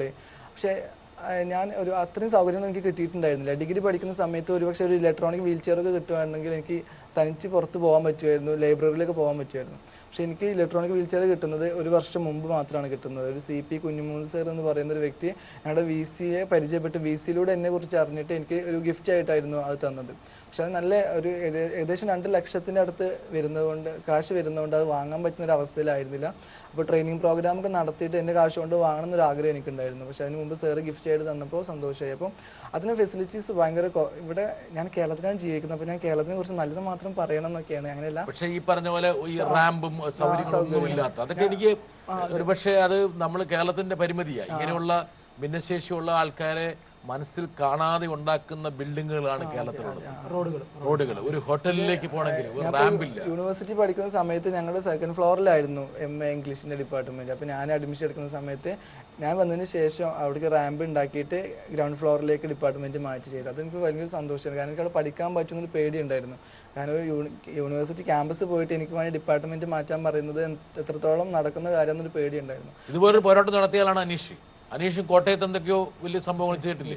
ഉണ്ട്. കോട്ടയത്ത് കേരളത്തിൽ ആദ്യമായിട്ട് പാർക്കിങ്, ഭിന്നശേഷിക്കാർക്ക് പാർക്കിങ് വരുന്നത് അതിന് പിന്നിൽ പ്രവർത്തിച്ച ഞാനും ഞങ്ങളുടെ IPCA എന്നുള്ള സംഘടനയുമായിരുന്നു. അപ്പോൾ ശരിക്കും അതിന് പിന്നെ ഒരു കഥയുണ്ട്. ഞാനൊരു കോട്ടയത്ത് ഒരു സ്ഥാപനത്തിൽ വന്നപ്പം കണ്ടൊരു കാഴ്ചയാണ്. അവിടുത്തെ ആ സ്ഥാപനത്തിലെ പാർക്കിംഗ് സ്ഥലത്ത് മുഴുവൻ കാറുകൾ ഇട്ടേക്കുവാണ്, വലിയ വലിയ കാറുകൾ ഇട്ടേക്കുവാണ്. അപ്പോൾ ഒരു വ്യക്തി ഒരു സൈഡ് വീലുള്ള ബൈക്കേ വന്ന് ഇറങ്ങുന്നു. അദ്ദേഹത്തിന് വണ്ടി പാർക്ക് ചെയ്യാൻ ഇടയില്ലാത്തതുകൊണ്ട് വഴി സൈഡിൽ കൊണ്ടാണ് പാർക്ക് ചെയ്യുന്നത്. അപ്പോൾ വണ്ടിയിൽ നിന്ന് ആ വ്യക്തി ഇറങ്ങുമ്പോഴാണ് എനിക്ക് ആ ബുദ്ധിമുട്ട് മനസ്സിലാകുന്നത്. അദ്ദേഹത്തിന് 2 കാലും തളർന്നു പോയതാണ്. അപ്പോൾ ആ മനുഷ്യൻ വണ്ടിയിൽ നിന്ന് ഇറങ്ങിയിട്ട് ടാറിട്ട് റോഡിലൂടെ എഴഞ്ഞ് വന്ന് മണ്ണിലൂടെ കോൺക്രീറ്റ് വഴി കഴിഞ്ഞിട്ടാണ് ഈ ബിൽഡിങ്ങിലേക്ക് കയറുന്നത്. അപ്പോൾ അന്ന് എനിക്ക് തോന്നി ആകാവുന്ന ആൾക്കാരെല്ലാം അടുത്ത് കൊണ്ടേ പാർക്ക് ചെയ്തേക്കുന്നു, അല്ലാത്ത ആൾക്കാർ വഴി വെച്ചേക്കുന്നു. അങ്ങനെയാണ് അന്ന് മുഖ്യമന്ത്രിക്കും ട്രാൻസ്പോർട്ട് കമ്മീഷനും കംപ്ലയിൻറ്റ് കൊടുത്തു. പെട്ടെന്ന് തന്നെ തീരുമാനം വരികയും ചെയ്തു. അങ്ങനെ അംഗപരിമിതർക്ക് പ്രത്യേക പാർക്കിംഗ് ഇപ്പോൾ എല്ലാ സ്ഥാപനങ്ങളിലും വേണമെന്ന നിയമം വന്നിട്ടുണ്ട്. വിദേശ രാജ്യങ്ങളിലൊക്കെ നിർബന്ധമാണ്. ഇംഗ്ലണ്ടിൽ പോയപ്പോൾ സത്യം ഞാൻ അത്ഭുതപ്പെട്ടിട്ടുണ്ട്. കാരണം അവിടെ ഒരു വീൽ ചെയർ കൊണ്ട് നമ്മൾ വീട്ടിൽ നിന്ന് ഇറങ്ങിയാൽ എവിടെ പോകണം എന്ന് ആഗ്രഹിക്കണം അവിടെ എല്ലാം നടക്കും, എല്ലായിടത്തും പോകാൻ പറ്റും. അപ്പം ഞാൻ ഷിഹാബ് പറഞ്ഞത് വളരെ കറക്റ്റാണ്. ഇപ്പം നിക്ക് വിജയ്സയും ഷിഹാബുദ്ദീനായിട്ട് കമ്പയർ ചെയ്യുമ്പം ഇവിടെ സാഹചര്യം വളരെ കുറവാണ്. ഷിഹാബുദ്ദീന് ഇന്ത്യയുടെ വെളിയിൽ പോയാൽ എവിടെയും പോകാം, എവിടെ എത്താം, ഏത് ഹോട്ടലിലും ഏത് ഫ്ലോറിലും എത്താം. വരട്ടെ ഒരാൾ. അനീഷ് മോഹനെ ഞാൻ പരിചയപ്പെടുന്നത് ഇതുപോലെ ഒരു പ്രോഗ്രാമിൻ്റെ ഇടയ്ക്ക് വെച്ച് ആ ചെറുപ്പക്കാരൻ എൻ്റെ അടുത്ത് വന്ന് ഷെയ്ക്കൻഡ് തന്നു. അപ്പോഴാണ് കൈ മരം പോലെ ഇരിക്കുന്നു. അപ്പോൾ എന്താ കാര്യമെന്നൊക്കെ ചോദിച്ചപ്പോൾ എൻ്റെ അടുത്ത് വന്ന് വിശദമായിട്ട് ജീവചരിത്രം പറഞ്ഞു. അങ്ങനെയാണ് പിന്നീട് മോഹനുമായിട്ട് ഞാൻ വളരെ അടുപ്പമായിട്ടുള്ള ബന്ധം സ്ഥാപിക്കുന്നത്. ഞങ്ങളുടെ കെ ചിറ്റലപ്പള്ളി ഫൗണ്ടേഷൻ്റെ വിജയ് ഭവ എന്ന് പറഞ്ഞൊരു പ്രോഗ്രാമുണ്ട്. അതായത് ചെറുപ്പക്കാരായിട്ടുള്ള യങ് എൻ്റർപ്രണേഴ്സിനെ ഒരു ആത്മധൈര്യം പകർന്നു കൊടുക്കുക, അവർക്ക് പുതിയതായിട്ട് എന്തെല്ലാം ചെയ്യാൻ സാധിക്കും എന്നുള്ളത് പറഞ്ഞു കൊടുക്കുന്നൊരു പ്രോഗ്രാമിൽ സ്ഥിരമായിട്ട് ഞാൻ അനീഷ് മോഹനെ ഇൻവൈറ്റ് ചെയ്യാൻ തുടങ്ങി. അദ്ദേഹത്തിൻ്റെ സ്പീച്ചും അദ്ദേഹത്തിൻ്റെ ആ മോട്ടിവേഷണൽ സ്പീച്ച് എല്ലാവർക്കും വളരെയധികം ധൈര്യം പകർന്നു കൊടുക്കുന്നുണ്ട്. ഈ അവസരത്തിൽ എനിക്ക് അനീഷിനോട് ചോദിക്കാനുള്ളത്, ഇത്രയും പ്രതിസന്ധി ഘട്ടമുണ്ടായിട്ട് അതിൻ്റെ ഇടയ്ക്ക് എങ്ങനെ ആത്മധൈര്യത്തോടെ തിരിച്ച് ജീവിതത്തിലേക്ക് വരാൻ സാധിച്ചു എന്നുള്ളത് ഇപ്പോഴും എനിക്ക് ആലോചിച്ചിട്ട് ഒരു പിടിയും കിട്ടുന്നില്ല. അനീഷ് ഒന്നും കൂടി എക്സ്പ്ലെയിൻ ചെയ്താൽ കൊള്ളാം എന്നെനിക്ക് തോന്നുന്നു. തീർച്ചയായും അത് വളരെ കറക്റ്റ് ആപ്റ്റായ വ്യക്തി തന്നെയാണ് ആ ചോദ്യം ചോദിച്ചേക്കുന്നത്. കാരണം എൻ്റെ തിരിച്ചുവരവിൻ്റെ റീസൺ ഞാൻ തുടക്കം അമ്മയാണ്. രണ്ടാമത്തെ ഭാഗം എന്നുള്ളത്, ഞാൻ സംസാരിക്കുമ്പോൾ മറ്റുള്ളവർക്ക് മോട്ടിവേഷൻ തോന്നുന്ന ഒരു ഫീലിംഗ് വന്നു, അത് വീണ്ടും വീണ്ടും ചെയ്യണം തോന്നി. അപ്പം അതിൻ്റെ തുടക്കം കുറിച്ച് ഞാൻ ആക്സിഡൻ്റ് ആയിട്ട് കിടക്കുമ്പോൾ ഞാൻ വായിച്ച ബുക്കുകളിലൊന്ന് ചിറ്റലപ്പള്ളി സാർ എഴുതിയ പ്രാക്ടിക്കൽ. ഒരാളും കൂടി എനിക്ക് വന്നു നമ്മളോട് സംസാരിക്കാനും ഇതുമായി ബന്ധപ്പെട്ടൊരു ചോദ്യം. ഭിന്നശേഷിയുള്ള കുട്ടികൾക്ക് വേണ്ടിയിട്ട് ഞങ്ങൾ നടത്തുന്ന പത്തടിപ്പാലത്തുള്ള അൽഫ റീഹാബിലിറ്റേഷൻ സെൻറ്ററിൻ്റെ വാർഷികാഘോഷത്തിൻ്റെ ഭാഗമായിട്ടാണ് അനീഷ് മോഹനെ ഞങ്ങൾ മാതാപിതാക്കൾക്കുള്ള ഒരു മോട്ടിവേഷൻ ക്ലാസ്സിന് വേണ്ടി ക്ഷണിക്കുന്നത്. അദ്ദേഹം അവിടെ വന്ന് മാതാപിതാക്കൾക്ക് വേണ്ടിയിട്ട് നടത്തിയ വളരെ മനോഹരമായ മോട്ടിവേഷൻ ക്ലാസ്സിലൂടെ നഷ്ടപ്പെട്ടു പോയ അവരുടെ ആത്മവിശ്വാസം വീണ്ടെടുക്കാനും ഇത്തരം ഭിന്നശേഷിയുള്ള കുട്ടികളെ മുൻധാരയിലേക്ക് കൊണ്ടുവരാനും സമൂഹത്തിൻ്റെ മുഖ്യധാരയിലേക്ക് കൊണ്ടുവരുവാനും അനീഷ് മോഹന് വളരെയധികം കഴിഞ്ഞിട്ടുണ്ട്. തൻ്റെ ജീവിതം തന്നെയാണ് സന്ദേശം എന്ന് പറയുന്നതിൽ കൂടി തന്നെ ജീവിതത്തിൻ്റെ നിരവധി പ്രതിസന്ധികളിൽ പരാജയപ്പെട്ട അനീഷ് വീഴുന്നതല്ല പരാജയം, വീണിട്ട് എഴുന്നേൽക്കാൻ കഴിയാത്തതാണ് പരാജയം എന്ന് അവരെ പഠിപ്പിക്കുകയും ഓരോ ജീവിതത്തിലും ഇത്തരം കുട്ടികളുമായി സമൂഹത്തിൻ്റെ മുഖ്യധാരയിലേക്ക് മുന്നേറാൻ, ട്രാക്കിലിറങ്ങുന്ന ഒരു അത്ലറ്റിനെ പോലെ മുന്നേറാൻ അദ്ദേഹം നമ്മുടെ കുഞ്ഞുങ്ങളെയും മാതാപിതാക്കളെയും പ്രചോദിപ്പിക്കുകയുണ്ടായി. ഒരുപാട് ആൾക്കാർ നല്ല നല്ല കാര്യങ്ങൾ അനീഷിനെ കുറിച്ച് പറയുന്നു. ഇതാണ് അനീഷ് അവരിൽ സൃഷ്ടിച്ചിരിക്കുന്ന ഈ പറഞ്ഞ ഒരു പ്രത്യേക അനുഭൂതി. ശരിക്കും ആ ലൈഫിൽ നിന്ന് പറയുന്നത് തന്നെയാണ്. അപ്പം ഇതിലും അപകടത്തിന് മുമ്പും ജീവിതം അത്ര സുഖകരമായിരുന്നില്ല, ഒരുപാട് ബുദ്ധിമുട്ട് അനുഭവിച്ച് തന്നെ പോകുന്നത്. 7ാം ക്ലാസ് മുതൽ ഞാൻ കൂലിപ്പണിക്ക് പോകാൻ തുടങ്ങിയതാണ്. എൻ്റെ അമ്മ പണിക്ക് പോകുന്നുണ്ടായിരുന്നു ഒരു തടിമില്ലിൽ. അപ്പോൾ അമ്മയുടെ ഒപ്പം ഞാനും പണിക്ക് പോകുന്നുണ്ട് പഠിക്കുന്ന സമയത്ത് പോലും. അപ്പോൾ ഈ അപകടം ഉണ്ടാകുന്നതിന് മുമ്പ് ഒരുപാട് ജോലികൾ ചെയ്ത് ബുദ്ധിമുട്ട് അനുഭവിച്ചിട്ടുണ്ട്. അപ്പോൾ നമ്മൾ ഈ തീയിൽ കുരുത്തത് വെയിലത്ത് പാടില്ല എന്ന് പറയുന്ന പോലെ അന്നുണ്ടായ ആ ഒരു ബുദ്ധിമുട്ടുകൾ തന്നെയാണ് ഒരു പക്ഷേ തിരിച്ചു വരാനായിട്ട് സഹായിച്ചത്. പക്ഷേ അത് തിരിച്ചു വരുമ്പോൾ ഈ ഓരോ സമയത്ത് ഇങ്ങനെ ദൈവത്തിൻ്റെ കരങ്ങൾ ഇടയ്ക്കിടയ്ക്ക് വന്നുകൊണ്ടിരിക്കും. അപ്പോൾ അതിലൊന്ന് ശരിക്കും പറഞ്ഞാൽ ചിറ്റലപ്പള്ളി സാർ വലിയൊരു കാര്യം തന്നെയായിരുന്നു എനിക്ക്. കാരണം അദ്ദേഹത്തിൻ്റെ പ്രാക്ടിക്കൽ വിസ്ഡം എന്നുള്ള ബുക്കിൽ ഞാൻ വായിച്ച അനുഭവം, അദ്ദേഹം ചിക്കൻ ബോക്സ് വന്നിട്ട് കിടന്ന് ആ സമയത്ത് ചിന്തിച്ച് എന്ത് ചെയ്യുമെന്ന് ആലോചിച്ച കാര്യം പോലും ഞാൻ തിരിച്ചു വരുന്ന സമയത്ത്, ഞാൻ ആദ്യകാലത്ത് ആക്സിഡൻറ്റ് ശേഷം ആദ്യകാലത്ത് സാധനങ്ങളുടെ കച്ചവടമായിരുന്നു. അത് രണ്ട് തോളെ ബാഗ്, കാരണം ജോലി എനിക്ക് തരത്തിൽ നിന്ന് പറഞ്ഞല്ലോ, 2 തോളിലും ബാഗിൽ സാധനം തൂക്കിയിട്ടിട്ട് കോട്ടയം ടൗൺ വഴി വിറ്റ് നടക്കുമായിരുന്നു. 4-5 കിലോമീറ്റർ ഞാൻ നടക്കും. ഇപ്പോഴും അറിയാം, ഞാനൊരു 2-3 കിലോമീറ്റർ നടക്കുമ്പോൾ കാല് പൊട്ടിയിട്ട് ബ്ലഡ് ഒഴുകും. പക്ഷെ എനിക്ക് നിർത്തിയാൽ വരുമാനം തീരുക, ഓട്ടോ വിളിക്കാനൊന്നും പൈസ കാണത്തില്ല. ഞാൻ അതും എവിടെയെങ്കിലും പോയി ഒരു മരത്തിൻ്റെ ചുവട്ടിൽ അങ്ങനെ പോയിരുന്ന് കാലൂരിയിട്ട് പഞ്ഞിയൊക്കെ വെച്ച് വൃത്തിയാക്കിയിട്ട് അത് വെച്ചിട്ട് വീണ്ടും ഞാൻ നടക്കുമായിരുന്നു. അപ്പോൾ ഒരു വലിയ ആഗ്രഹം, എൻ്റെ അന്നത്തെ വലിയ ചിറ്റലപ്പള്ളി സാറിന് മുന്നിൽ ഒരു സെഷൻ എടുക്കണമെന്ന്. ദൈവാനുഗ്രഹം പോലെ അദ്ദേഹത്തെ ഇങ്ങനെ പരിചയപ്പെടുന്നു, അദ്ദേഹം എന്നെ ക്ലാസ്സിലേക്ക് വിളിക്കുന്നു. അവിടെ വന്നപ്പോൾ ഞാൻ രണ്ടാമതൊരു കാര്യം മനസ്സിലാക്കുന്നത്, ഈ വിജയ് ഭവ എന്നുള്ളത് കേരളത്തിൽ വലിയൊരു മാറ്റം ഉണ്ടാക്കാൻ പോകുന്ന ഒരു പ്രോഗ്രാമാണെന്ന് മനസ്സിലായി. 400ഓളം യങ് എൻ്റർപ്രണേഴ്സിനെ ട്രെയിനിങ് കൊടുത്ത് അവർ പല മടങ്ങ് ബിസിനസ് ബിൽഡ് ചെയ്തുകൊണ്ടിരിക്കുക. ഷമീം റഫീഖ് എന്ന് പറഞ്ഞാൽ അറിയപ്പെടുന്ന ഒരു ട്രെയിനർ അതിൻ്റെ ലീഡർഷിപ്പ് വന്നത്. അപ്പോൾ അദ്ദേഹം എന്നെ ഗൈഡ് ചെയ്യാൻ തുടങ്ങി. അവരിൽ നിന്നും കണ്ണൂർ ഒരു ഗ്രൂപ്പിലേക്ക്, പോസിറ്റീവ് കമ്മ്യൂണിറ്റി എൻ്റർപ്രണർഷിപ്പ് ക്ലബ്ബ് എന്ന് പറഞ്ഞ ഒരു ഗ്രൂപ്പിലേക്ക് എന്നെ ക്ലാസ് എടുക്കാൻ വിളിക്കുന്നു. ഇവർ ചിറ്റലപ്പള്ളി സാറിൽ നിന്ന് കിട്ടിയ സ്പാർക്കിൽ നിന്ന് അവരവിടെ ബിസിനസ് ബിൽഡ് ചെയ്യുക. അപ്പോൾ അതിലൊരാൾ പറഞ്ഞൊരു വാക്ക് എനിക്ക് ഭയങ്കര സ്ട്രൈക്ക് ചെയ്തു. അദ്ദേഹം പറഞ്ഞ വാക്ക്, അനീഷ് സാറ് ദൈവാനുഗ്രഹം കൊണ്ട് എനിക്ക് ഗവൺമെൻറ് ജോലി കിട്ടാഞ്ഞേ. എന്നാ പറഞ്ഞേ, ദൈവാനുഗ്രഹം കൊണ്ട് എനിക്ക് ഗവൺമെൻറ് ജോലി കിട്ടാഞ്ഞേ, ഞാൻ ഗവൺമെൻറ് ജോലി കിട്ടുന്ന എനിക്ക് ബിസിനസ് ചെയ്യാൻ പറ്റത്തില്ല, എനിക്ക് സ്വന്തമായിട്ട് എൻ്റെ ജീവിതം ബിൽഡ് ചെയ്യാൻ പറ്റത്തില്ല. ഞാൻ ചോദിച്ചാൽ എന്താ സംഭവം? അപ്പോൾ പറഞ്ഞു, ഞാൻ ബിസിനസ് ബിൽഡ് ചെയ്ത് ഇത്ര ആക്കി എടുത്തേക്കുവാണ്, ഇപ്പോൾ ഈ ഒരു ആശയത്തിൽ നിന്ന് ഞങ്ങളുടെ ന്യൂ ജനറേഷൻ ആൾക്കാരെ പഠിപ്പിച്ചുകൊണ്ടിരിക്കുക എന്ന് പറഞ്ഞു. അപ്പം ഈ സ്പാർക്ക് വീണ്ടും അടുത്തേക്ക് പോയി. ഇവിടുന്ന് കുവൈറ്റിലേക്ക് ഇവർ ഗ്രൂപ്പ് വന്ന് എക്സൽ എൻഷ്യ എന്ന് പറഞ്ഞൊരു ട്രെയിനിങ് ടീം ഉണ്ടായി. അപ്പോൾ അവിടത്തേക്ക് എന്നെ ക്ലാസ് എടുക്കാൻ വിളിച്ചേക്കുക. അപ്പോൾ ഞാൻ മനസ്സിലാക്കി വെച്ചാൽ ചിറ്റലപ്പള്ളി സാറിനെ പോലെ ഒരു വ്യക്തി പ്രൊമോട്ട് ചെയ്യുന്നുണ്ട്, ഇത്ര ആൾക്കാരിലേക്ക് വരുന്നു. അപ്പം ഞാനെന്ന വ്യക്തി മാത്രമല്ല ഇവരിൽ മാറ്റം ഉണ്ടാവുക. അപ്പം എൻ്റെ ജീവിതത്തിലെ എൻ്റെ ജീവിതത്തിൻ്റെ പോസിറ്റീവ് സൈഡ് അല്ലെങ്കിൽ എങ്ങനെയാണ് തിരിച്ചു വരുന്ന സാറ് ചോദിച്ച ഉത്തരം ഓരോ സമയത്തും ഓരോ വ്യക്തിയാണ്. അതിൽ പങ്ക് സാറിനുണ്ട്. ചിറ്റപ്പള്ളി സാറിനെ പരിചയപ്പെട്ട ശേഷം എൻ്റെ ലൈഫിൻ്റെ ഗ്രാഫ് എടുക്കുകയാണ് ഒരു പടി മുകളിലിട്ടുണ്ട്. അപ്പം സാറിനോട് സംസാരിക്കുന്ന ഓരോ സമയവും ഭയങ്കരമായ ഒരു എനർജിയാണ്. ഒരു പക്ഷേ ഓരോ വ്യക്തികളും ഓരോ സ്വഭാവത്തിലാണ് നമ്മളെ സ്വാധീനിക്കുന്നത്. ഇപ്പം എനിക്ക് തോന്നുന്നു ഇപ്പം നിങ്ങളിപ്പോൾ 3 പേര് ഇരിക്കുമ്പോൾ അനീഷെ ഓരോരുത്തരിൽ നിന്ന് അനീഷും പല പാഠങ്ങൾ തീർച്ചയായും പഠിക്കുന്നത്, തിരിച്ചും മറിച്ചും പഠിച്ചുകൊണ്ടിരിക്കുകയാണ് അല്ലേ? തീർച്ചയായും. അതായത് ഞാൻ SPCയുടെ പ്രോഗ്രാമാണ് സാറിനെ ആദ്യമായിട്ട് പരിചയപ്പെടുന്നത്. സാറിൻ്റെ സ്പീച്ച് ഞാൻ കംപ്ലീറ്റ് ആണെങ്കിൽ ഒബ്സർവ് ചെയ്യുമായിരുന്നു. കാരണം ഞാൻ TV യിൽ പല ആവർത്തി കണ്ടിട്ടുണ്ട്. ഇവിടെ വരണമെന്ന് എനിക്ക് വലിയൊരു ആഗ്രഹമുണ്ട്. പക്ഷേ പെട്ടെന്നാണ് സാറിനെ കാണാൻ പറ്റുന്നത്. അപ്പം സാറിൻ്റെ സ്പീച്ചിൽ നിന്ന് എന്തെല്ലാം പഠിക്കാം എന്നുള്ള കാര്യം അത് മനസ്സിലാക്കിയിട്ടാണ് ഞാൻ അവിടെ നിന്ന് പോരുന്നത്. അത് സന്തോഷിപ്പിക്കാനോ ഇങ്ങനെ ഓരോ കുട്ടി പഠിപ്പിക്കുവാണല്ലോ. വരട്ടെ. ഞാൻ അനീഷ് മോഹനെ ആദ്യം കണ്ടപ്പം എന്തെങ്കിലും ഒരു പ്രത്യേകതയുള്ള ഒരു വ്യക്തിത്വമായിട്ട് എനിക്ക് തോന്നിയില്ല.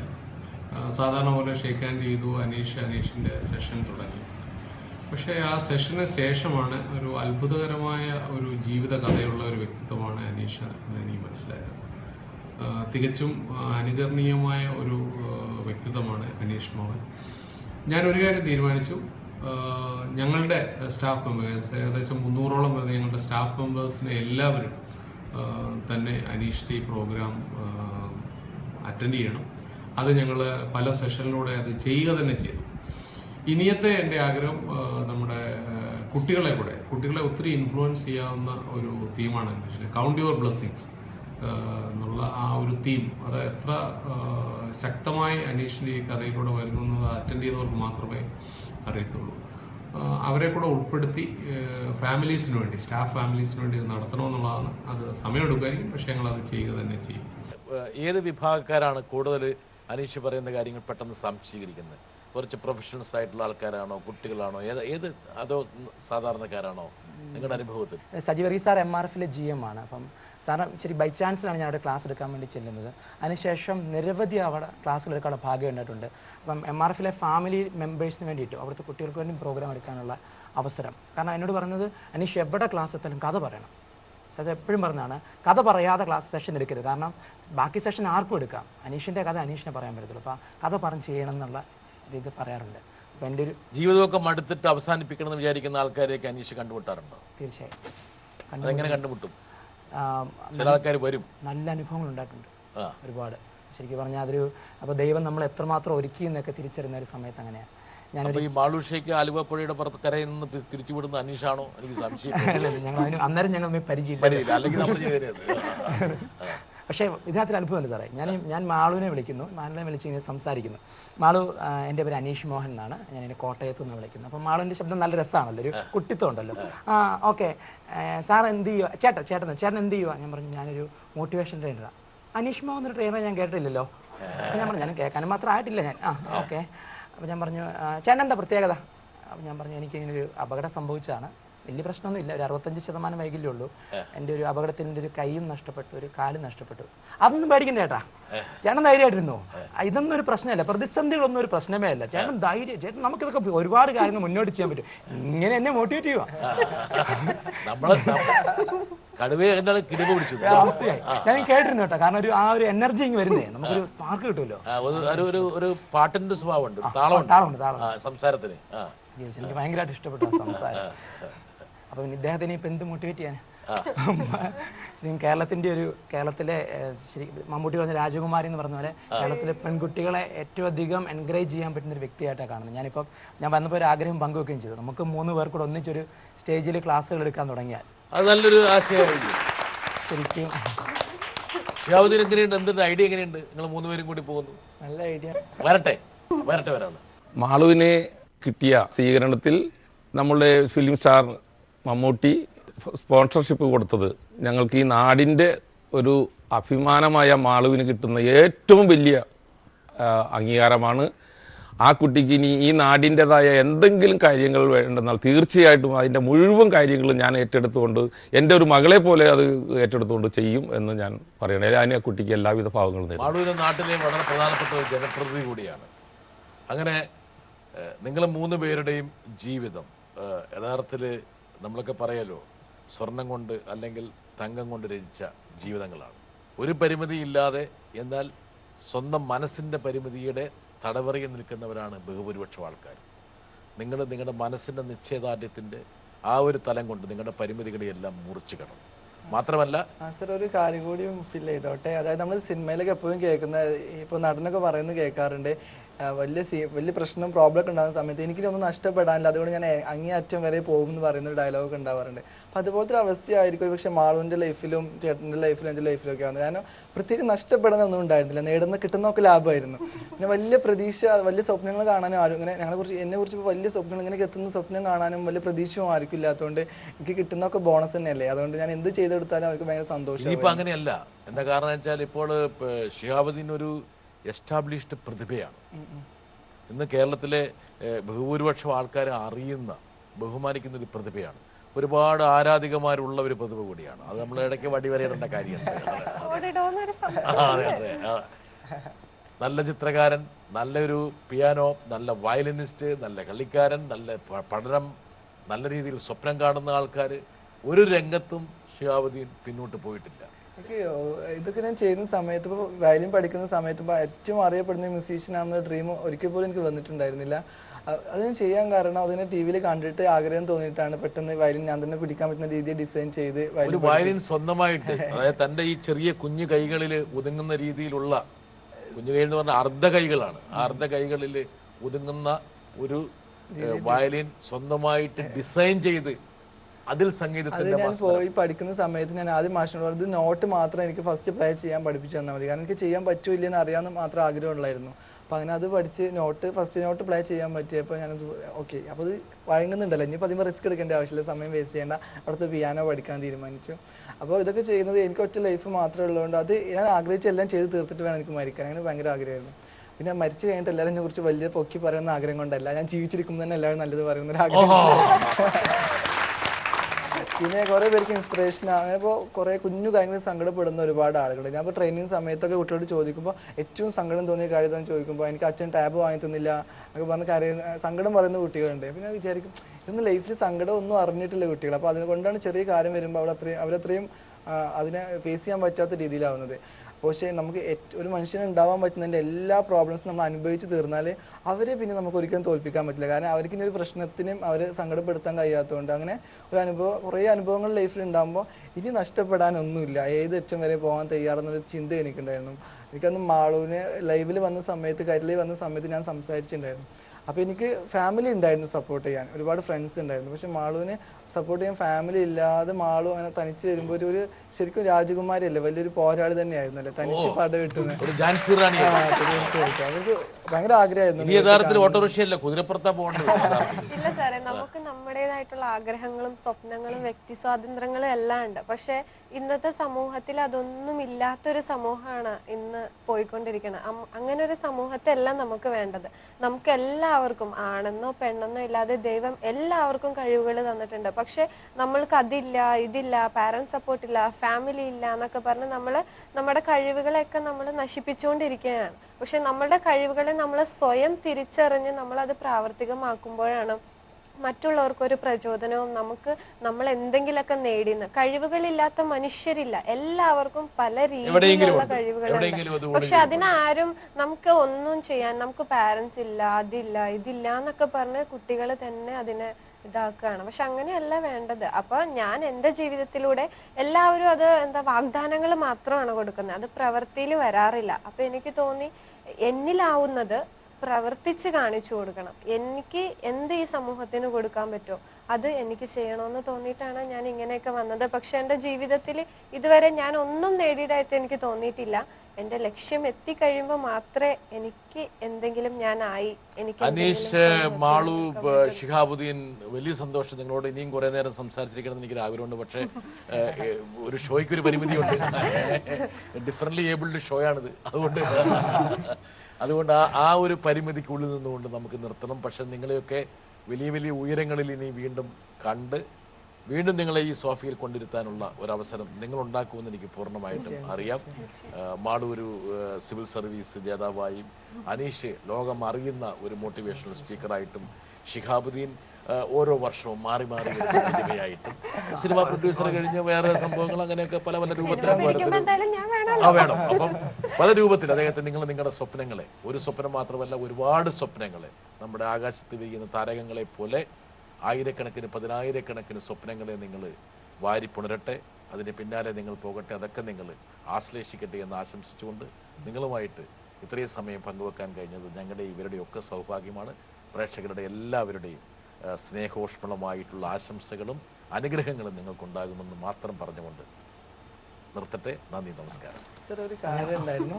ഞങ്ങൾക്ക് എല്ലാവർക്കും പോയിട്ട് ഫോട്ടോ എടുക്കുന്നുണ്ടായിരുന്നു സാർ. 100%. ഒരുപാട് സന്തോഷമുണ്ട് ഈ JB ജംഗ്ഷൻ പ്രോഗ്രാമിലേക്ക് ഞങ്ങൾ 3 പേരെ സെലക്ട് ചെയ്തില്ല. സാധാരണ സിനിമകളിൽ വരുന്ന അല്ലെങ്കിൽ സീരിയലിൽ വരുന്ന സ്റ്റാറുകളെ മാത്രം പല ചാനലുകളും പലരും പ്രൊമോട്ട് ചെയ്യുമ്പോൾ ജീവിതം കൊണ്ട് എന്തെങ്കിലുമൊക്കെ ചെയ്യാൻ പറ്റുന്ന ഞങ്ങളെപ്പോലെ 3 പേരെ പ്രൊമോട്ട് ചെയ്ത് സമൂഹത്തിന് മുന്നിലേക്ക് എത്തിച്ച് അതൊരു വലിയ മെസ്സേജ് സമൂഹത്തിന് നൽകുമെന്ന് ഞങ്ങൾ പ്രതീക്ഷിക്കുന്നു. നിങ്ങൾ 3 പേരും JB ജംഗ്ഷനെ സെലക്ട് ചെയ്തതിൽ JB ജംഗ്ഷന് സന്തോഷമുണ്ട്. തീർച്ചയായും ഞങ്ങളുടെ 3 പേരുടെയും പേരിലുള്ള നന്ദി പ്രത്യേകം സാറിനോടും JB ജംഗ്ഷൻ ടീമിനോടും. Thank you. നമുക്കൊരു പടം എടുക്കാൻ